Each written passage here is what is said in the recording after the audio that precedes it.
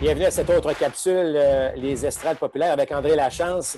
André, on sait qu'un frappeur, lorsqu'il se présente au bâton, bon, c'est important, évidemment, là, c'est une situation en attaque. Mais il y a toujours le joueur qui est au cercle d'attente. Le prochain frappeur, lui, il est prêt.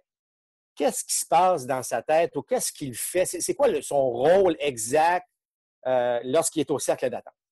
Bien, je vous dirais qu'il y a deux objectifs à ça. La première, il y a une préparation physique. Donc, vous allez voir certains joueurs faire quelques exercices d'assouplissement, donc se préparer à la tâche d'aller frapper la balle. On va faire quelques cercles avec les bras, on va faire tourner le bâton un petit peu. Dans certains cas, on va le voir comme on le voit à l'écran, on a un poids sur le bâton aussi. On va mettre un peu de substance un peu plus collante sur notre bâton pour qu'il soit bien ferme, qu'on le tienne bien comme il faut aussi.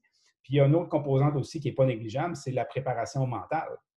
Donc, on se prépare, on va coordonner le rythme du frappeur précédent en même temps. Pour certains frappeurs, on va pratiquement faire une présence au bâton dans le cercle d'attente. Donc, on va suivre le rythme du lanceur, se préparer justement à l'affronter. Mais toi, comme athlète, est-ce que tu avais certaines superstitions, certaines routines que tu aimais faire quand ça allait bien, quand ça ne marchait plus, tu changeais tes façons de faire? Comment tu gérais ça? Oui, les superstitions étaient bien présentes, André, surtout lorsque tu l'as dit, on est dans une bonne séquence. Mais il y a vraiment une préparation mentale parce que, bon, évidemment, tu as parlé du rythme, c'est excellent, c'est très, très bon. Quelle est la situation dans laquelle je vais me présenter? Est-ce que, possiblement, qu'il n'y a personne sur les buts? Parce que si ton frappeur, effectivement, un compte de 0 et 2, il n'y a personne sur les buts. Ou on s'en va vers une présence avec des coureurs sur les sentiers. Donc, tout est dans la préparation de l'approche que je vais avoir, le type de lanceur que je vais affronter, le succès que je peux avoir contre lui. Donc, une analyse qui se fait. Mais souvent, André, la clé, c'est que les joueurs rentrent dans ce qu'on appelle leur bulle. Donc, c'est vraiment à ce moment-là, au cercle d'attente, qu'on rentre dans notre bulle où on s'en va au bâton, on est en mission. On sait qu'on va juste 4 fois, maximum 5 fois au bâton par match, alors qu'il y a beau avoir aucune personne ou 50 000 personnes dans les estrades, on n'entend plus rien, on se rend, puis on va essayer d'exercer notre mission le mieux possible. Donc, il y a vraiment un élément mental, physique, tu l'as mentionné, mais mental aussi très, très, très important pour la préparation d'une meilleure présence au bâton possible.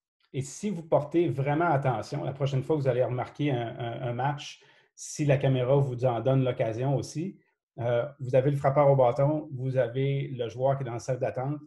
Le prochain aussi se tient prêt. Vous allez voir que le prochain, en anglais, on dit c'est le frappeur in the hole. Exact. En français, c'est comme dans le trou. Ça ne pas très bien. Là.